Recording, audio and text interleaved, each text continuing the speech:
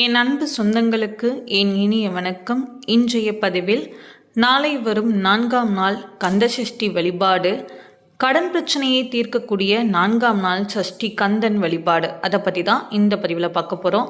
இப்போ தான் நம்ம சேனலில் ஃபஸ்ட் டைம் வாட்ச் பண்ணுறீங்கன்னா மறக்காமல் சப்ஸ்கிரைப் பண்ணிக்கோங்க. பக்கத்தில் இருக்கிற பெல் ஐக்கானை கிளிக் பண்ணிக்கோங்க.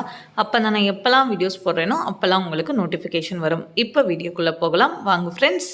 சஷ்டி விரதம் இருப்பவர்களுக்கு கூடுதல் சக்தி தேவைப்படக்கூடிய நாள் இந்த 4ஆம் நாள். அதனால இந்த நாளில் நம்மளுடைய உடம்பை சோர்வு ஏற்படாமல் பார்த்து கொள்ளணும். எப்படி பார்த்து கொள்ளலாம் அப்படின்னா, நீங்கள் சந்தோஷமாக முருகப்பெருமானை நினைத்து உங்களுடைய பாடல்கள் வீட்டில் இருந்தாலும் சரி, இல்லைன்னா கோவிலுக்கு சென்று அங்கு நடைபெறக்கூடிய அபிஷேக ஆராதனைகளில் நீங்கள் கலந்து நீங்கள் பாடல்கள் பாடி நீங்கள் உங்களுடைய மனதையும் உங்களுடைய உடலையும் நீங்கள் உற்சாகமாக வைத்து கொள்ளும் போது கண்டிப்பாக அந்த சோர்வுங்கிறது உங்களுக்கு ரொம்ப தெரியாது.